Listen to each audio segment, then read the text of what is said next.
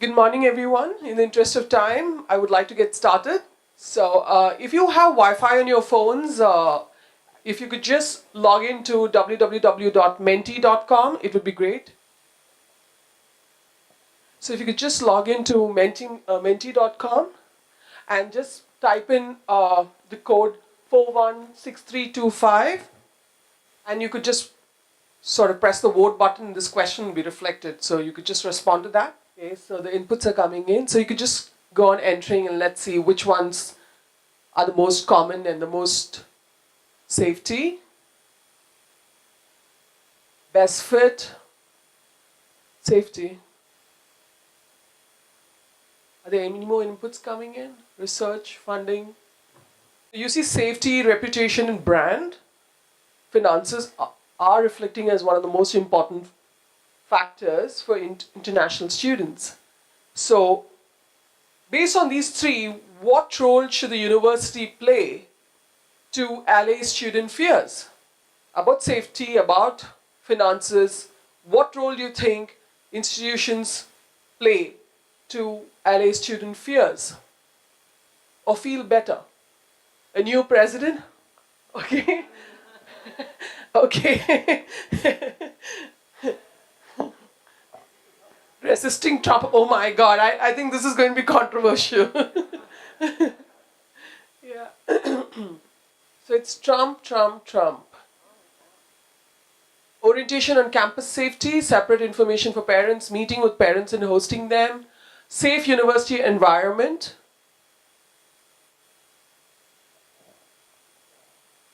So this whole session is about international student diversity on US campuses, as well as creating safe spaces and enriching learning environment for students. I think majority of you here are US HEIs trying to recruit. So what role can you play in making secure spaces on your campuses for international students? So I am going to cover some bits of the big picture. Okay, so I'm Zafina Suresh and I'm an Education USA advisor. I work at the Delhi office. With me is John Wilkerson from Indiana University. You have James McClellan from Drexel University and Marjorie from University of Denver. So we are going to be talking in the same order as mentioned here. So the session goals for today are, we did the interactive poll to understand what are the common concerns students face when they head to a US campus.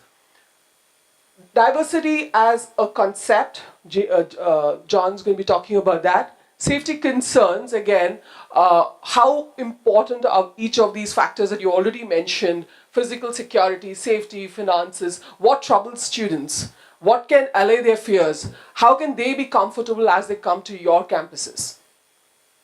Stories, diversity is for enriching the learning experiences. So Marjorie is going to talk about certain anecdotes and certain student experiences on her campus to take it to the next level. I'd like to share the big picture. According to the latest UNESCO report, it's the total international student mobility is around 4.1. This is actually double from 2.1 in 2001. So if you further analyze this data, you see that 25% of the students are actually going to United States. So within this 25%, that's the 1 million odd students who are going to the United States, where do the students come from? Of course, China, 32%, India, 16%. And we have around 60% of the international students are from many of these countries mentioned here, China, India, Saudi Arabia, and South Korea. So they do play a big role in adding diversity to the student campus. Going forward, you see the total enrollment in the United States is around 20 million, out of which 1 million is international students. These are all open door stats for 2015-16. Of these, you have 6.8 million Asian students, which is comprising of 66% of the total international student population. And Indian students, 25% of those Asian students. So that's why it's so important for us to cover this session. So we already dealt with that question. it's very important as Education USA centers, we try to connect with HEIs, we try to connect with counselors so that we sort of convey the right message, we disseminate information on US higher education. We also try to promote US higher education as a popular, learning center. And when you're looking at diversity on US campuses, it's so broad.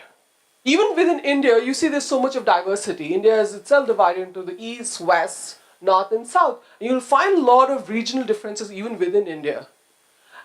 And diversity is so important for providing a very enriching learning environment for the student. As Ganesh, I think, put it yesterday in his inaugural speech, we're all working for the student.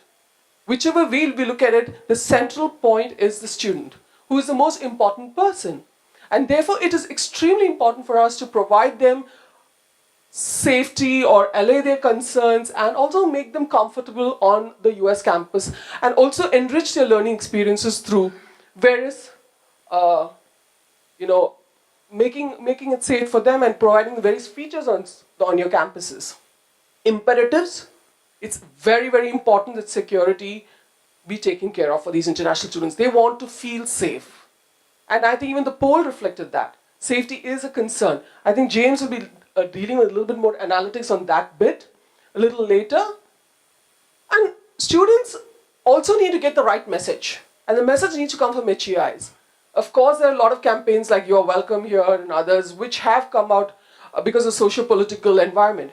But did these exist before? Were US campuses safe before this? Or is it that now we are trying to market that and say we are a safe space? It's because there's a discourse out there on safety and security, which was never talked about, but probably you had all the provisions in place even before that, right? So I think one of the most imperative is not only ensuring that students know that they are safe, and this has to be conveyed to them through the right channels. With that, I'm going to pass on to John, who's going to talk about student diversity.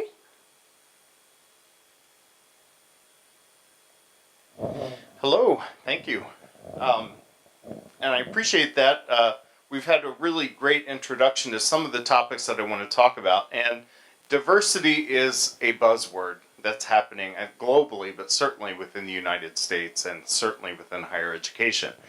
And so I think it's helpful for us, certainly within the higher education institutions, to press against that word a little bit and find out what is our institutional definition of diversity in order to make sure that we're actually meeting the goals of our institution. So I've outlined a few of the ways in which diversity can be viewed and why diversity matters. So that's what we'll spend some time talking about.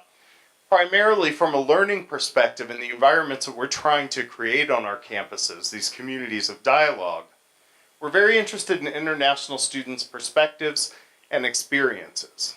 And I think that it's important for you as counselors to know that that does not preclude the same requirement of our domestic students.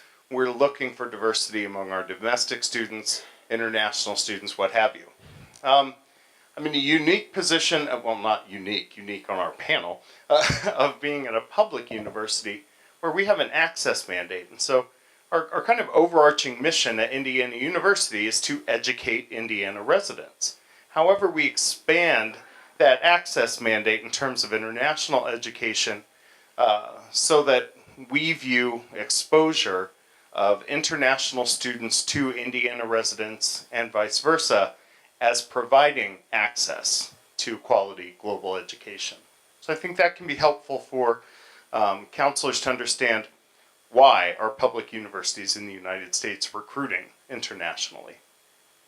And then representation, how we define diversity, particularly in countries that are sending quite a few international students, and they're large countries like India, China, Brazil. We look at geodiversity even within those countries so that we know a student's experience in Bangalore is very different than the student's experience in Hyderabad. So that is a component of what we're doing as well. We want to make sure that we get through this quickly so we have time for Q&A. But a few of the imperatives in terms of our recruiting plans, our admission processes, these are some thought processes that I think, well, I feel very confident saying apply to my colleagues on the panel. But what we're trying to do is to address student outcome needs. So one thing that we know is that employers increasingly expect a globally competent workforce. And so if we're focusing on student outcomes, it's important that we're providing not just exposure on our campus through internationalized curriculum and exposure to international students to provide that dialogue and perspective that we're looking for, but it's also important to provide opportunities for collaboration, whether it's study abroad programs for immersive educational experiences, or we really have seen in the past 5 or 10 years the rise of international internships. So really taking it a step further and allowing students to work in the environments that are globally saturated. We also know that this is a student expectation. There's great survey data from the American Councils of International Schools, ACE. There's also survey data that's put out by IIE and College Board that collects information regarding student expectations for college-bound U.S. citizens. We know that they expect an internationalized curriculum. They expect opportunities to interact and collaborate in diverse learning workspaces. And then the employer expectation just goes hand in hand with that. So we hope that through experiential learning, which is kind of the model of most universities in the US, that students are being provided opportunities to apply the theories that we're teaching them in classes in very real world settings. That real world, if you think of the classroom as a laboratory, that real world experience starts there. So having students working on group projects. One anecdote that I like to give that I think drives home the importance of global diversity is when I was at the University of Missouri, I used to work there, and before we would go out recruiting, each season we would sit in a couple of the big classrooms and try to get a feel for what's going on, what's happening in the classes, so that when we talk to students, you know, we have something to share. So this was 2000, I'm old, but it was right at the peak of kind of the Eurozone crisis and, you know, the Greek economic crisis. And I was sitting in a sophomore level economics course, probably about 40 students or so in there, and just hovering in the back. And the lecturer finished his slides, and as is typical, left quite a bit of time for dialogue. There was a student from Portugal who immediately spoke up and had quite a bit to say about the Eurozone crisis and what was happening with currency manipulations and this and that. And there was another student from Leipzig, Germany, who immediately stood up and said, no, this is not what's happening, you don't understand.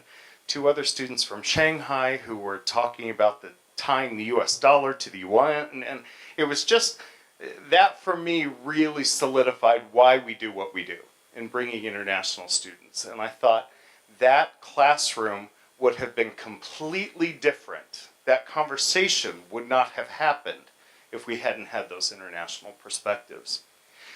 All of that, I think, leads to this idea of cultural competency. And this is a term that I think is just bordering on buzzworthy. But the idea that we're producing students who are culturally competent. Now, there are a lot of definitions out there. I think from a university perspective, one of the best ways to define cultural competency is to produce students who understand what they do know and aren't afraid of what they don't know. And so keeping that inquisitive mind, that ability to remain open and to ask questions and say, I don't know, but I would love to know more. That, I think, is probably, we all do it professionally. You know, none of us know our jobs 100%, but I certainly know 80 people that I can call that know this one thing better than me. So that's kind of what we're looking for. And then measuring student diversity, these are just some of the general ways that U.S. universities do measure it. Geographic being the easiest, where are students coming from?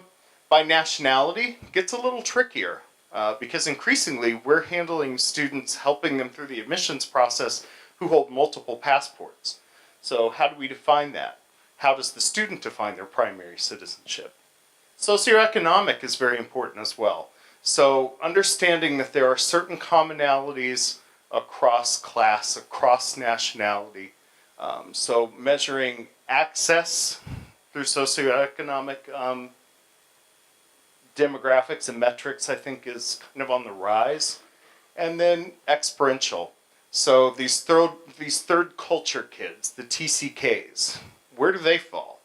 You know, it's not uncommon that we'll have a student who holds Korean citizenship, has been educated in Ghana, and is now coming to the U.S. So that's a whole other demographic that's important. And then ultimately, what we hope to do with this is to advocate. That, I think, is a very important role for admissions officers, not just within our institution, but also within our community, whether that is our local community or the higher education community. We are in sometimes very rare positions of knowledge and influence. There aren't many people on my campus who have spent as much time in as many countries as I have, or the people on my staff has. And so in many ways it's important for us to function as liaisons, being that voice, progressing those ideas of cultural competency and exploration. I also think institutional positioning is a big part of this. I was in a session yesterday where someone said, pay attention to the universities that come to see you. That, I think, says quite a bit. And then, of course, the economic realities are important for students as well. And so that, I think, is going to be an area in the coming years where universities in the U.S. are going to have to do a little bit better job than what we've done. Now, fortunately, those economic realities are coming more into play with our domestic student population as well. So we hope that we can kind of ride the coattails there a bit. And then some of the challenges that we have to diversity testing and assessment. You know, is a standardized score the same? Can you eliminate bias completely from a standardized test? So this I have no answers. I have ideas, and that could be a whole other session. Campus infrastructure, I think it's important paying attention to the campus or to the universities that come, but also what does the university do with the students once they're there? Are they being utilized in ways that are advantageous to the student and to the institution? Are they being provided opportunities to share that voice and their experiences? Are they being supported? Curriculum development, again, do we have international students for the sake of internationals on campus, or are we internationalizing curriculum? And then, again, economics really is what's the impetus? Why are we recruiting students? Is it for a learning community or for tuition dollars? I think as counselors, it's fair to ask that question. That is me. Thank you. James, I think you are next.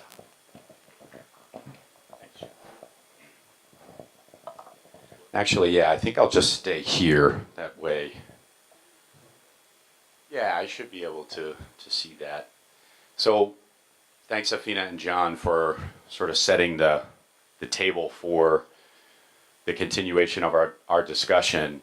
And I think as we were planning this session, the concept of safe and inclusive spaces was a big part of that. And I think that word inclusive is important here because diversity very much on our campuses is part of a larger discussion of inclusion generally for not only students but faculty and staff. This boils down really to, this quote here boils down to two things. That universities are looking to dedicate additional resources in staff, so human resources, but also physical space. And I think that's where, that's what we mean by safe and inclusive spaces. So that question of what really do we mean by safe spaces? I think by definition, a safe space is a dedicated physical location where students can gather, communicate, and reflect in a non-judgmental environment, a place that they feel comfortable. It is typically associated with students who, at some level, feel marginalized. Again, this could include staff and faculty as well. When I was doing my research here about safe and inclusive spaces, I sort of wanted to ask the question of why are more universities dedicating resources towards safe and inclusive spaces, and is there a need? And these graphics here, I think, really indicate, well, there's a lot here. So as you sort of take it in, what really stood out to me was the top left. And if you look at where, so a little background about what you're seeing here, this data was actually reported not by international students themselves, but was reported by university officials based on their experiences with international students. So in the Indian student population, safety and security, physical safety, far outweighed any other factor as it related to concerns expressed.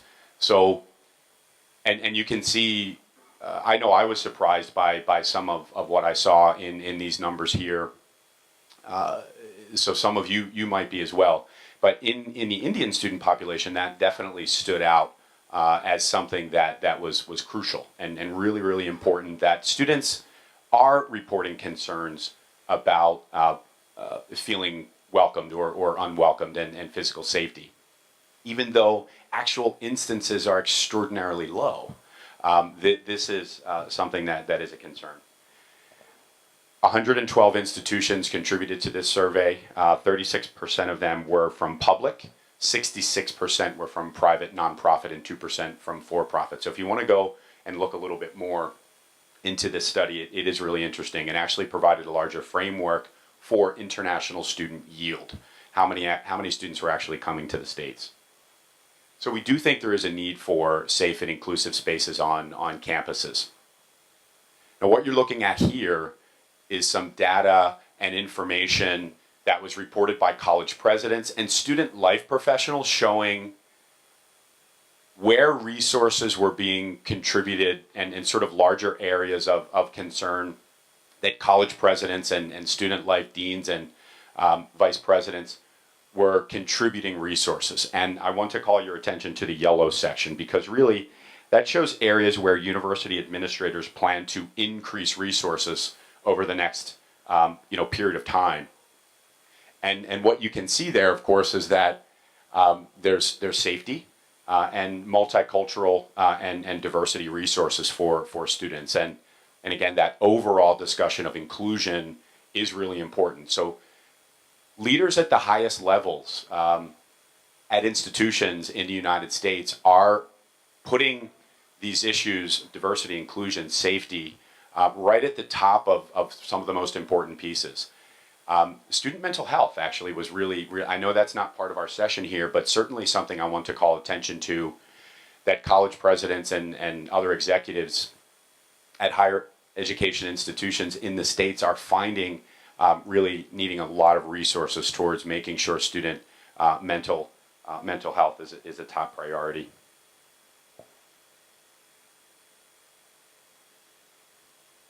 So what I thought would be helpful was to sort of highlight some of the resources that Drexel has, one institution, and I'd love to hear from some of our panelists and our colleagues in the audience here as well about what their institutions are doing. But at Drexel, our Student Center for Inclusion and Culture is really one of the ways where compliance-based activities radiate. And I'll talk a little bit about how there are some shortcomings in that area. But the idea there is that all students from all backgrounds, and I won't limit that just to students, to faculty and staff, are empowered and supported from all backgrounds. And as John mentioned, there are so many different types of diversity, not just international diversity, not just geographic diversity.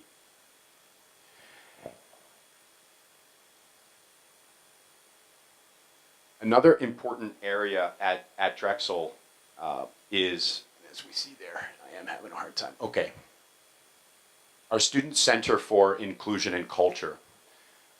And this is where a lot of the programming and activity begins and radiates. Drexel itself, we sort of break this down into several categories. So what's included in this discussion are student organizations that represent and advocate. So this could be our Hindu Students Association, our Muslim Students Association, our microfinance group. So it really ranges from cultural to economic activities that advocate in a space that is addressing issues of diversity and inclusion. There's programming that happens monthly. Women's History Month, for example, Black History Month. We think there are shortcomings there as well, but programming that exists to address some of these issues, speaker series. What's also really important in this discussion is spiritual and religious life. So in talking about safe and inclusive spaces, for example, this is an area that has been growing at Drexel and I think other institutions around the country as well, is dedicated worship space. Not only that, but campus ministers who are there to work with students, mentor them, advise them, pull students together, not only at times of need, but regularly so that they can keep up their obligations to their particular religious beliefs and practices. So that can include, again, our Muslim prayer space. We have interfaith chapels where students of a variety of different religious backgrounds can come together. So these are all really important aspects of this discussion for Drexel, and that's what you see here. So in challenges, I think as John sort of outlined several of these challenges, a lot of it boils down to that issue of resources, staff, funding. It's not only enough to have programming. And this was a really important theme that came through in my meetings with our director of student inclusion and culture at Drexel. Programming alone is not enough. A compliance-based approach is not enough. In other words, there are laws that protect equality and diversity. And some university systems are really built to protect themselves. There's a liability component there. Having a compliance-based approach is really not enough. There needs to be a comprehensive, sustainable approach to diversity and inclusion. And I think that's really where Drexel's system is headed, and resources being contributed in that area. Right now we have one full-time person and one part-time person who are specifically dedicated to this area. We believe that's not enough. It's not nearly enough. So the future of this discussion really is coming in a wider context and dedicating resources, but looking at, as we said, a more sustainable approach and ensuring that we are creating not only space, but an environment that works for students, faculty, and staff. So it's a little bit about the discussion here regarding safe spaces, and what I'd like to do is turn it over to my colleague Marjorie to continue that discussion and provide some specific examples of what she's seen. Thank you. I'm going to turn the clicker over to Zafina so that, because I only have two hands. Thank you. My presentation is going to be a lot more squishy and more on the emotional warmth side. We sometimes forget why we do what we do, and this last year has been so eye-opening for me, from the time of the election through the travel ban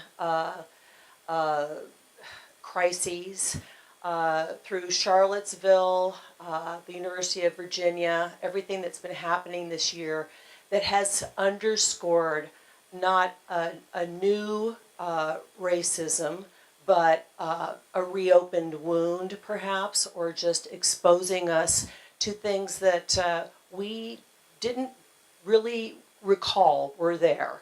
So it's been interesting to be on a campus with international students who are feeling similar kinds of marginalization and frustration about being appreciated, heard, included.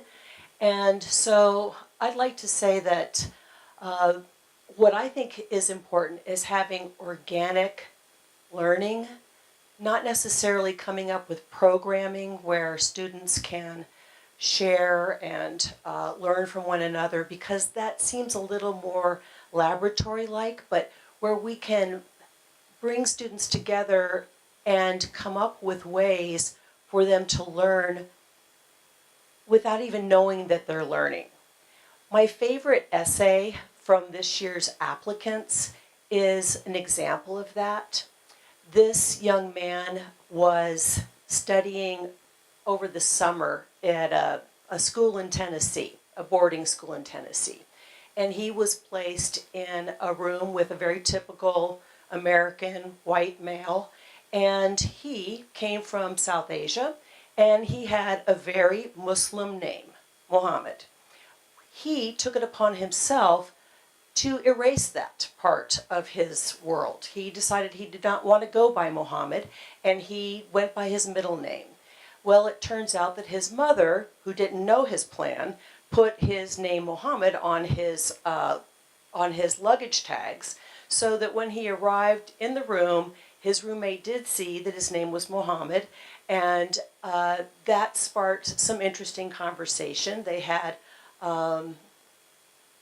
they talked very surface-like about each other's backgrounds, but it came to light very soon after that. In the cafeteria, the Muslim boy overheard the American boy say, "When I found out his name was Muhammad, I couldn't even sleep last night. I was so afraid," which only underscores the ignorance that many people have about Muslims, about terrorism, about difference. And this young man took it upon himself, the South Asian young man took it upon himself to find ways to educate this ignorant American boy. And they bonded over very surface things, but one night, knowing that there was this misunderstanding about Islam, and he wanted to come up with ways to share his culture, his religion with this American without being threatening. And he found a way to do so through a rock song that they both liked. And I honestly don't recall what the song was, but it sparked a discussion, and it opened the opportunity to talk about what Islam is really about. And it was a learning moment for this young man, actually for both of them. And they found a way to share in such a way that by the end, this is like a sappy movie. They were very good friends and left each other notes in their luggage. When they went home, they found notes for each other about how much they had learned. And it's these organic moments that make a difference, I think. So I also interviewed one of our American students about her experience with international students.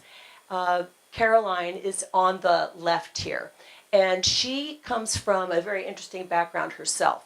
Her dad is white, from, I think, Arizona. Her mom is both Black American and Thai. And then she has lived in Arizona all her life, never knew anyone outside of her Thai family that was from another country. And so when she came to DU, very wide-eyed and ready to share, she moved in with her roommate who's on the far right.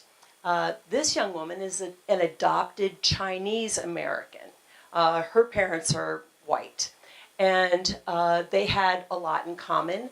And were also in a class together in which they were studying management and had to break up into teams. And when the instructor saw how the students broke up into teams, she was horrified because all the Chinese students hooked up with each other and decided they were going to present together, and all the Americans came together, and between them they did not mix. So she said, we're not going to have this. We're going to have a mixed group.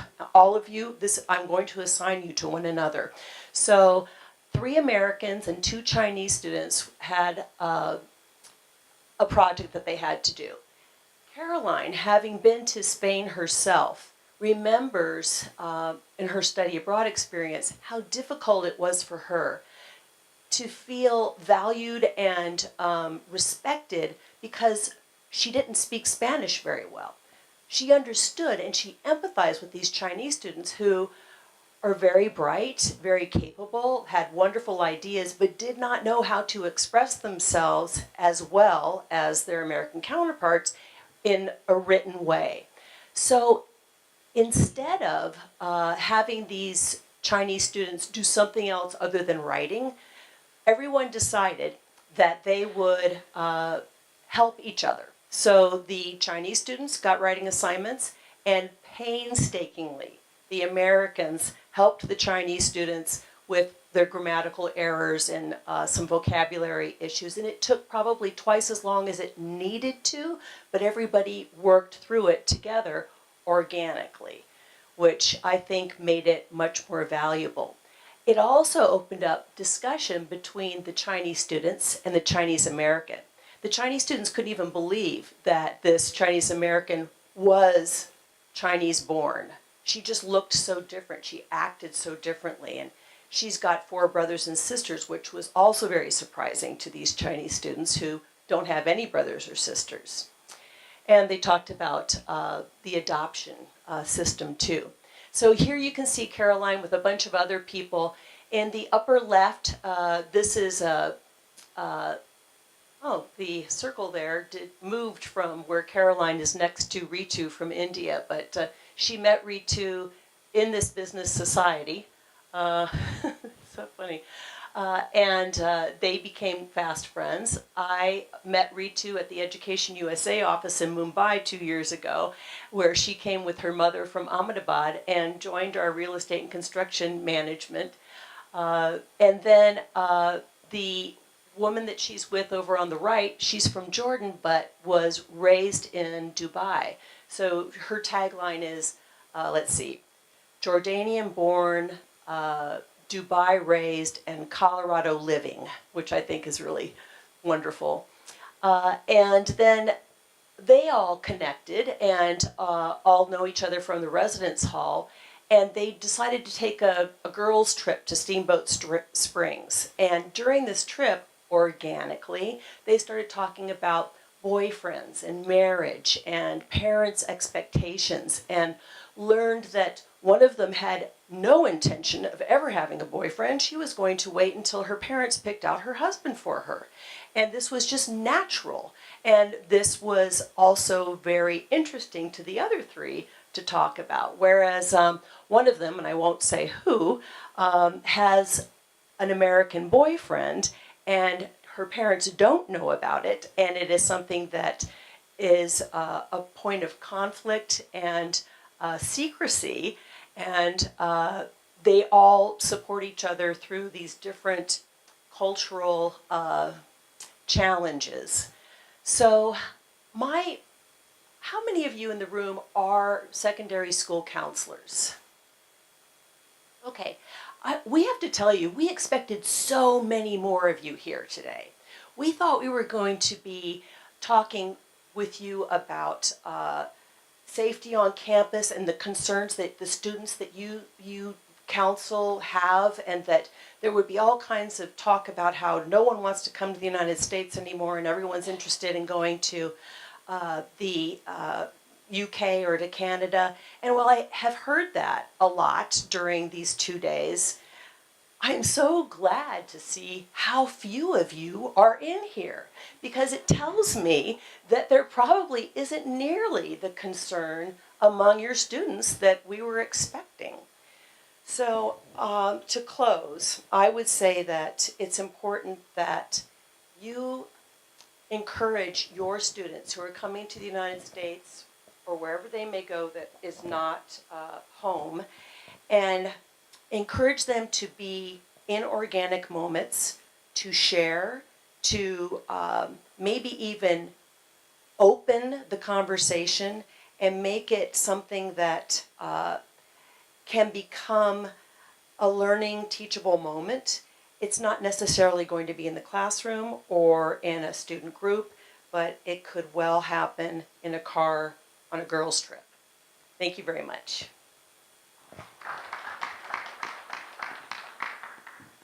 We're open to questions, and as Marjorie said, I mean, we were expecting much more, concerns about safety on US campuses, and I think there's nothing to worry about now, right? Yes. Any questions? Yes.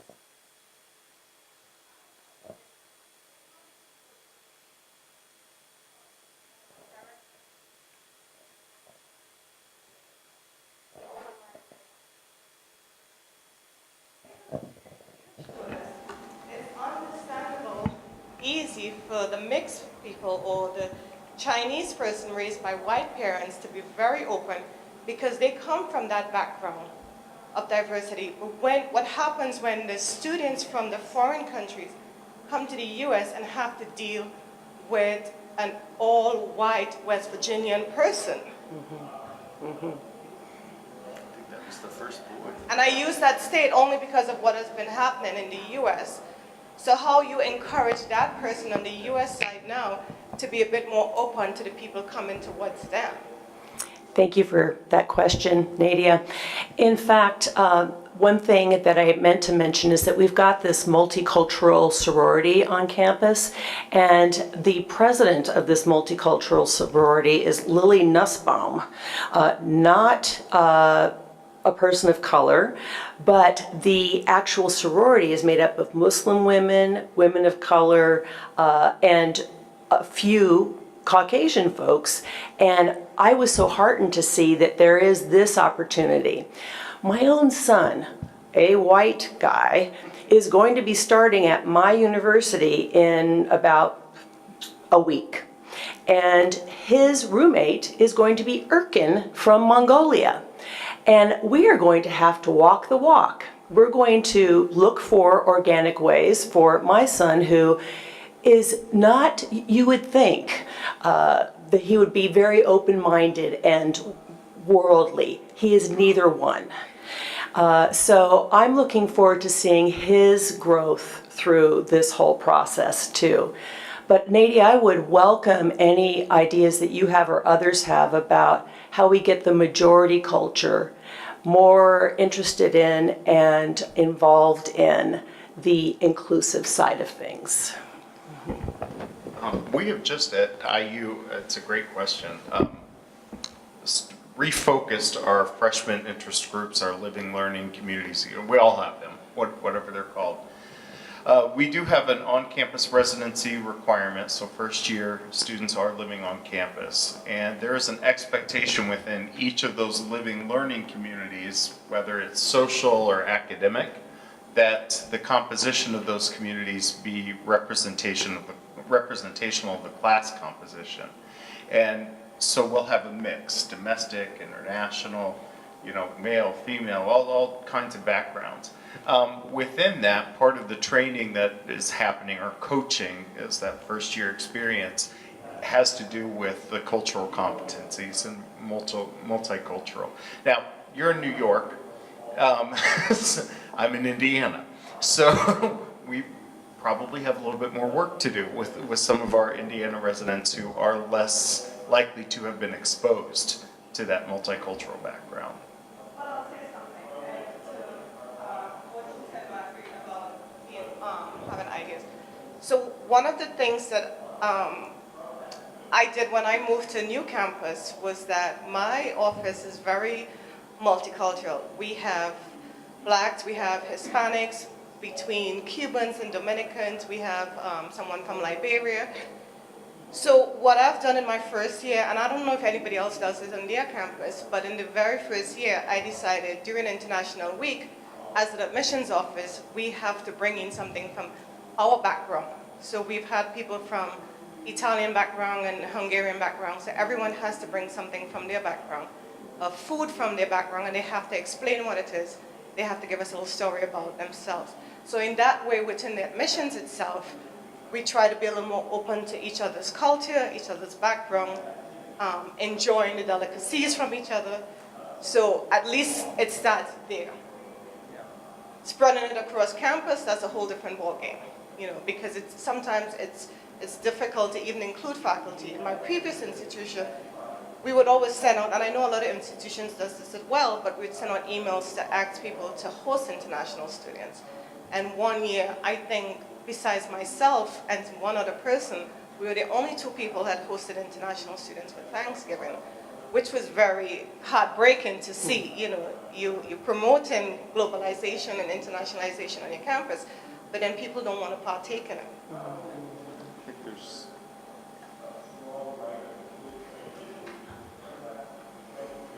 Hi, good morning.